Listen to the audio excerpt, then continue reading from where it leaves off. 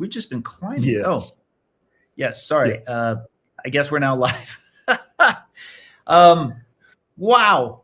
I'm so excited, Ken, because we so rarely get a chance to chat. Both of us are so busy, and ironically, we should make more time to chat with each other. But hey, moments like these give us the opportunity, right?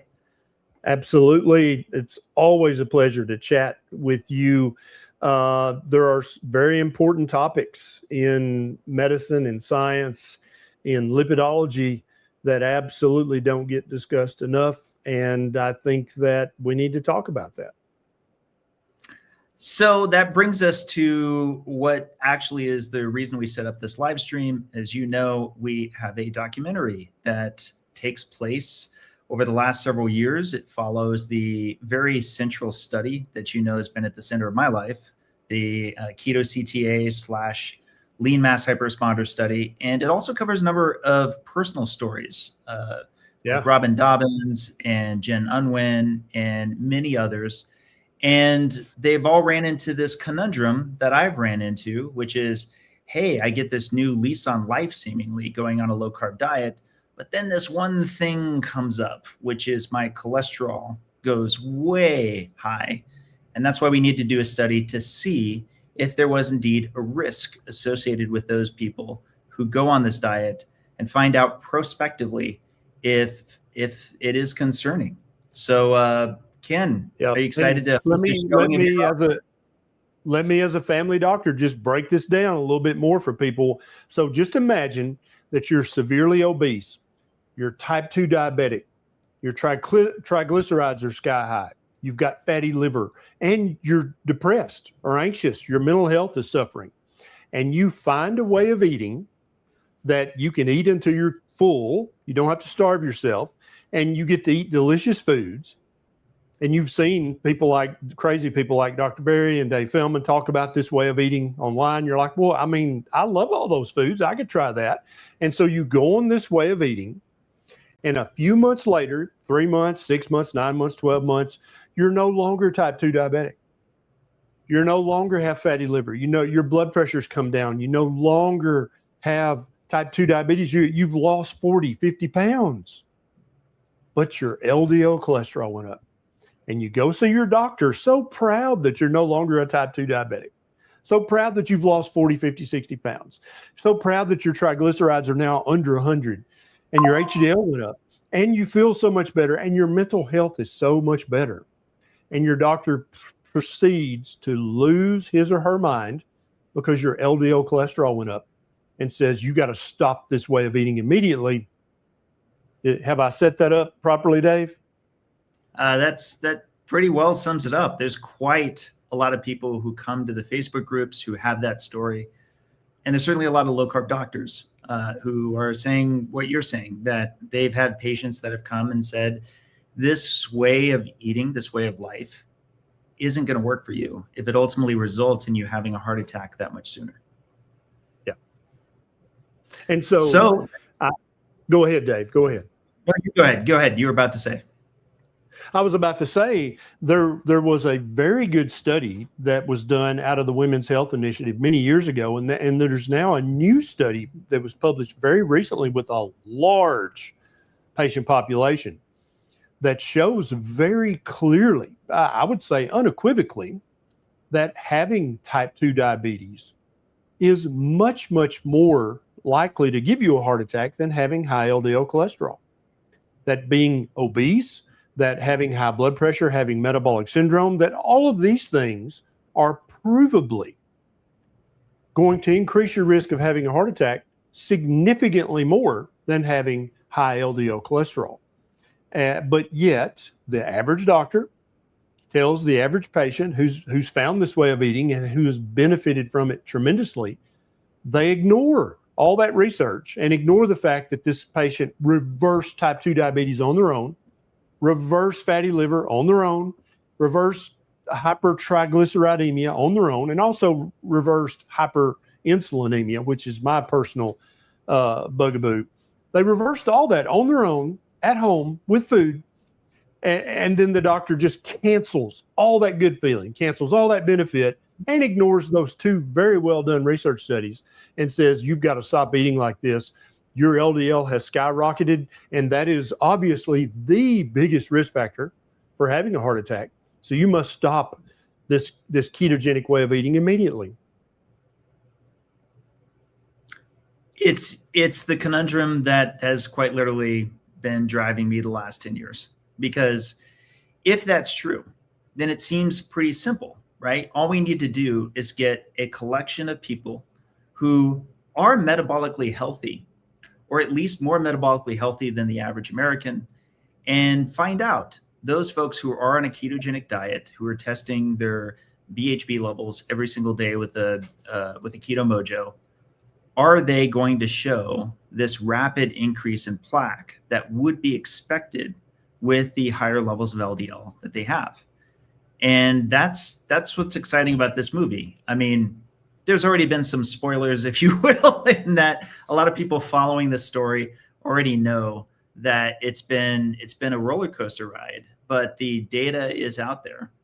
And now it's interesting because since the paper release from last year, you could say that there's been a lot of extra footage we were able to collect in the meantime, because the story has been exciting. And I'm excited for you to see it. Did you see the original version from last year? You did, right? I did.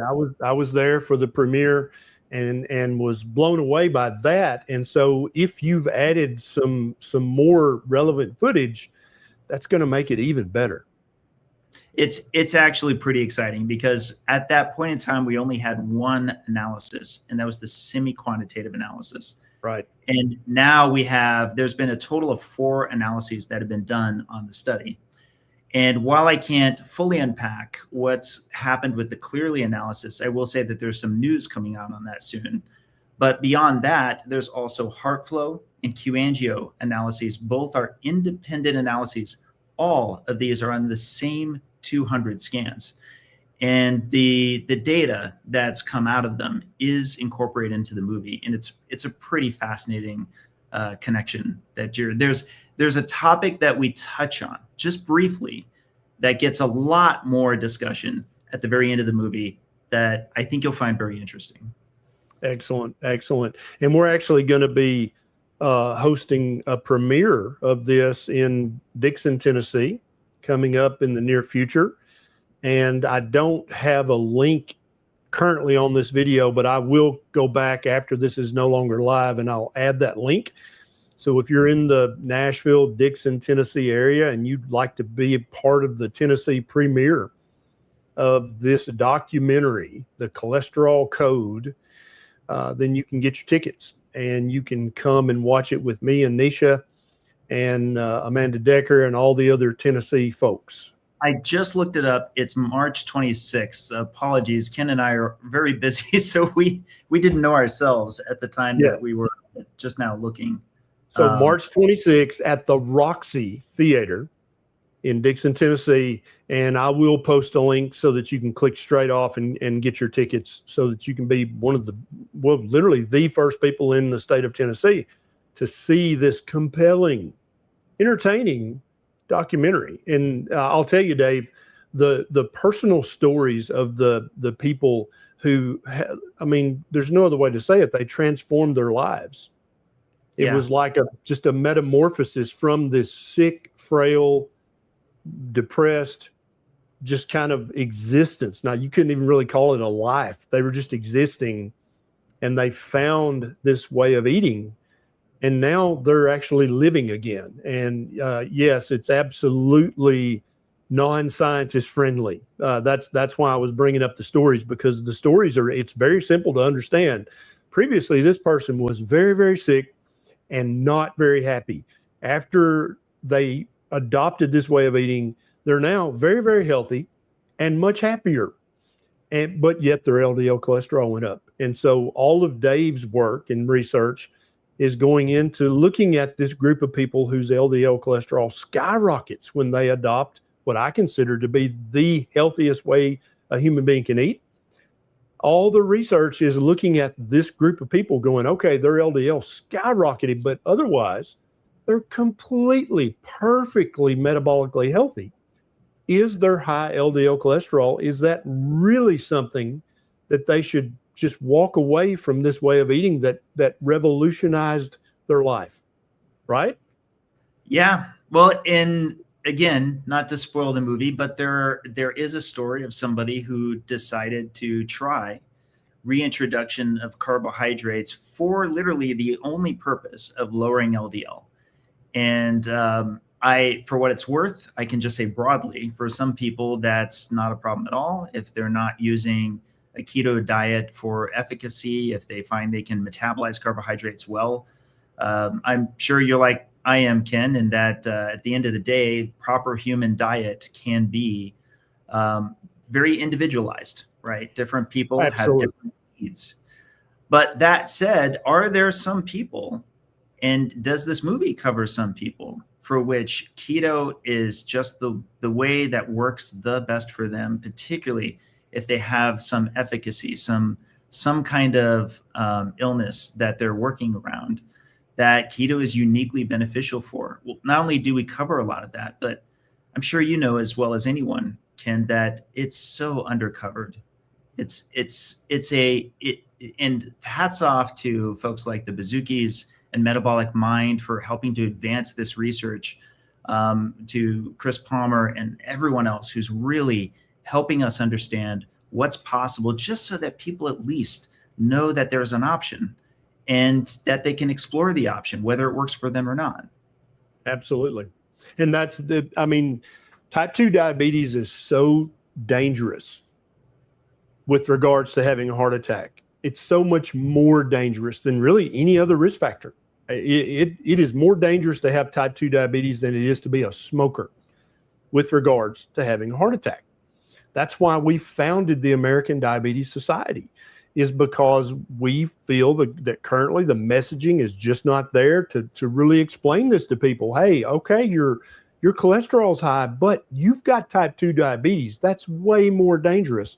And so I love it that you've done all the work necessary to get this research published, to get this documentary out there, and that you're so active on social media, just constantly chipping away at the current paradigm, which I think is completely wrong. I think it's upside down and backwards, just like the food pyramid was. I love it that you've basically dedicated the last decade of your life to this one very important thing. Yes, and big shout out to you, Ken, for the American Diabetes Society. That's as you know, it's the major disease of my family and so many others. And you hit the nail on the head. It is not just a risk for all of the different things you know about that come with diabetes, neuropathy, all of that. It's specifically a massive cardiovascular disease risk. Absolutely. I wish that a lot of the conventional influencers in medical science would spend at least as much time talking about diabetes as they do LDL. You can have the opinion, you can believe in the lipid hypothesis fully and completely that LDL is bad no matter what the circumstances and so forth, while also at least acknowledging the enormous difference in magnitude of risk that's there for diabetes. And I just think it's much like the smoking of our day. It's something that everyone knows is not great, but is minimized over and over again. It's thought to not be nearly as bad as it is. And I think it's so serious. And so I appreciate that you've taken the extra steps to put forward the ADS. If I'm not mistaken, our screenings allow for a nonprofit fundraiser. And I believe we are fundraising for ADS with our screening, which couldn't make me happier, Ken. I'm so appreciative of this. And I hope we pack the theater for this screening, and that we can raise money for this cause. I think it's so important. Absolutely. And so I love to try to phrase things so people can understand, because you're very often you go see your family doctor and they don't explain it this way. They say, oh yeah, your A1C is high. You need to cut back on the sugar a little bit. And then they spend the next 10 minutes trying to convince you to take a prescription medication to lower your LDL cholesterol. So let me give you a hypothetical patient. This patient is severely overweight.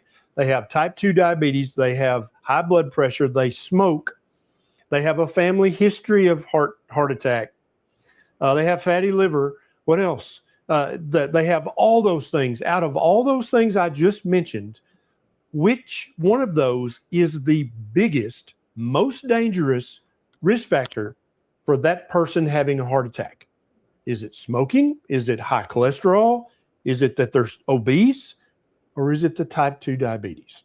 And I think if you've been watching this, you can already guess. So I'll bet you it's the type 2 diabetes. And yes, and it's not just that the type 2 diabetes is a little bit more dangerous. It's significantly, measurably more dangerous. That should be the thing that your family doctor spends the most time talking about. But that's not the case, is it? You probably have personal experience going to a doctor and they just said, yeah, you need to cut back on the sugar, and then spend 10 minutes trying to get you on a statin because your LDL cholesterol is high.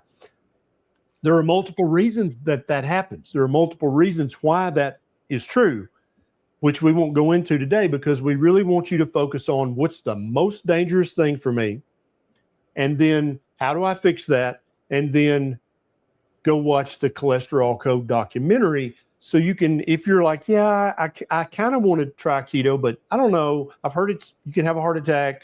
You need to watch the Cholesterol Code. You can sit back and enjoy this documentary.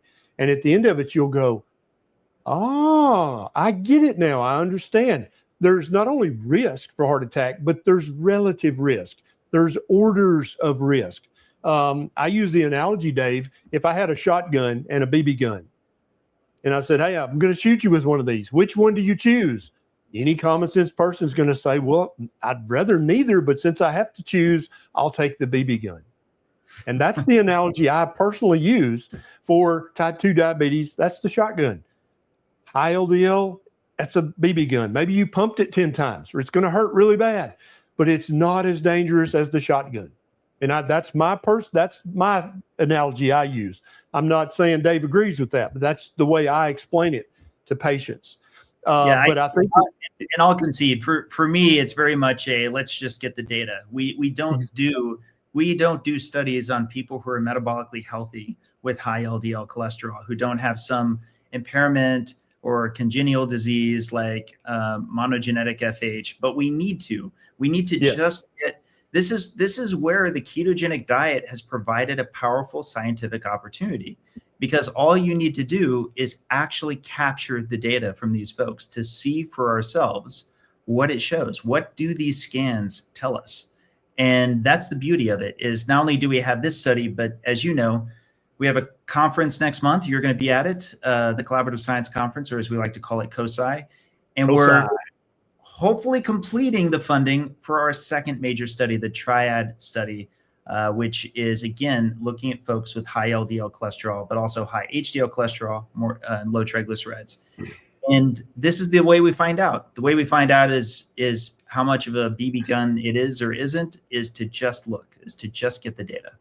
Just get the facts, get the data. I love that. And that's what I love about Dave Feldman, because I'm good at particular things and not so good at other things.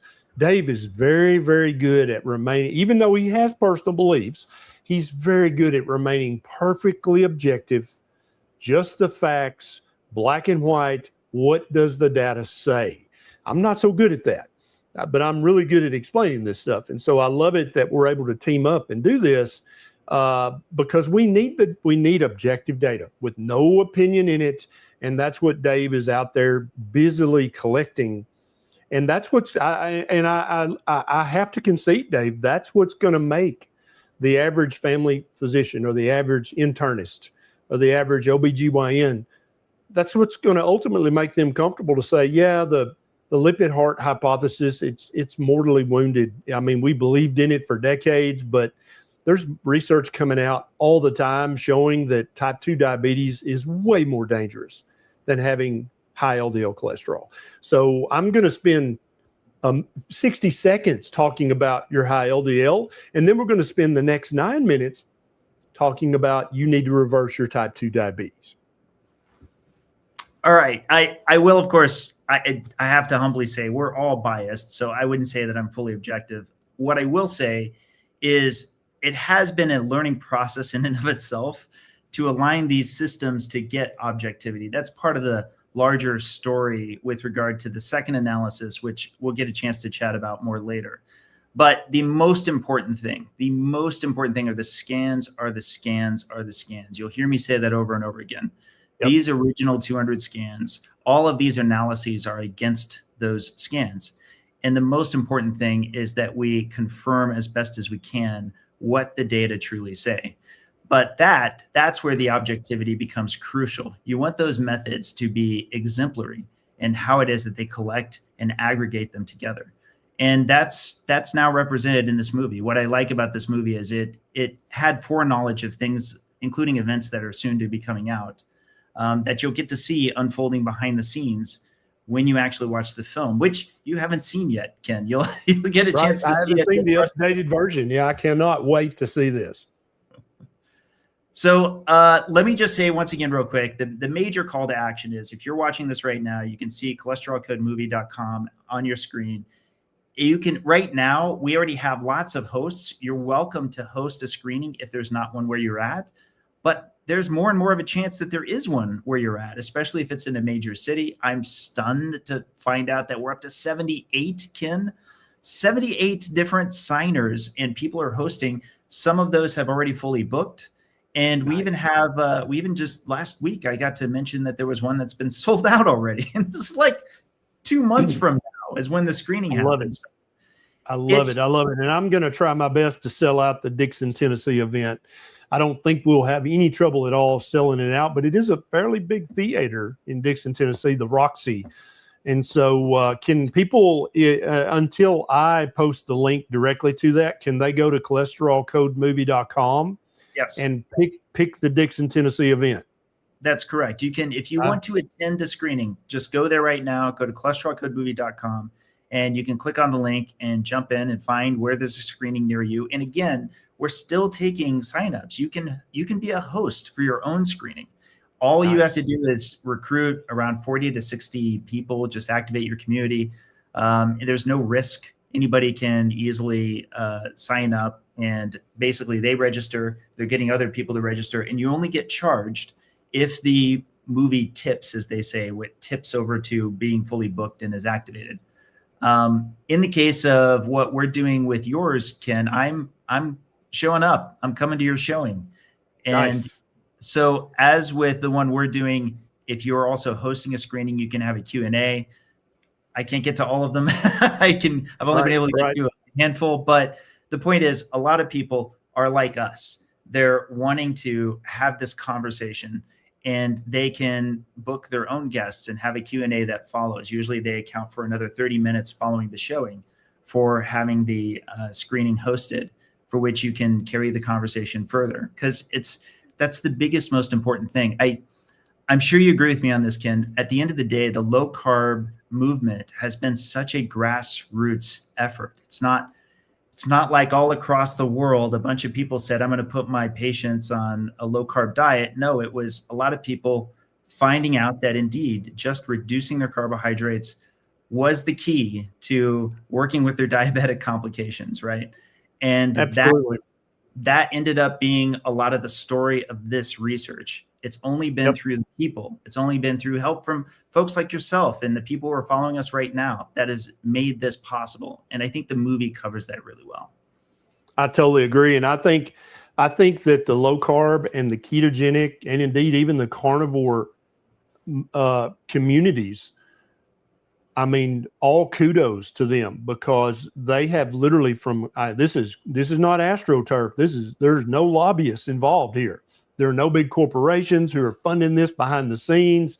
This is literally doctors and nurses and pharmacists and scientists and millions of just regular folks who gave this way of eating a try, and it revolutionized their health.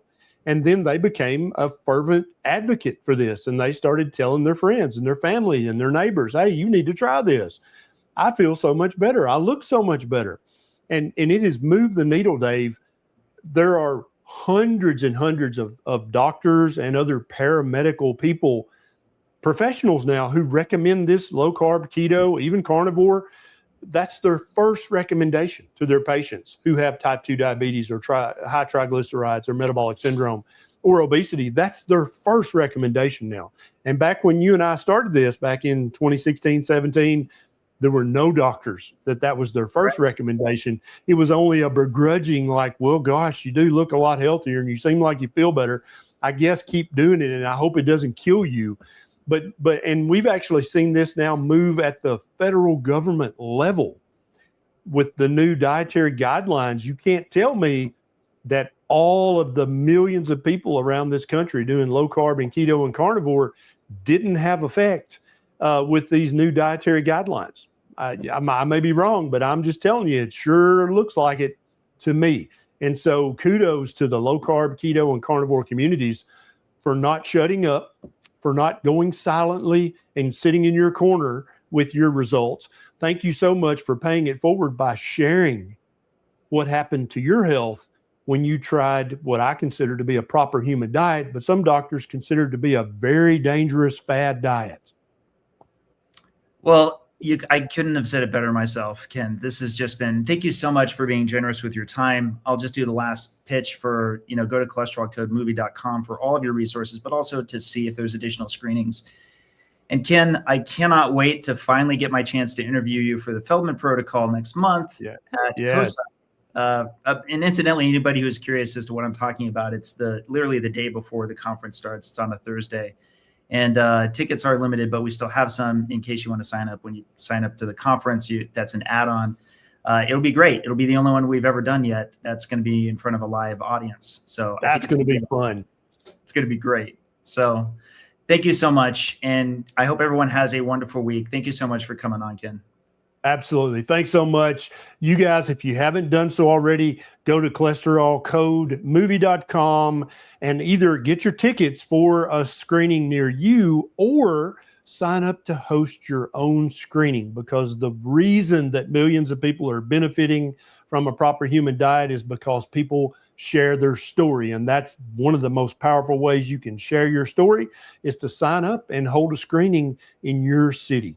Thank you, Dave.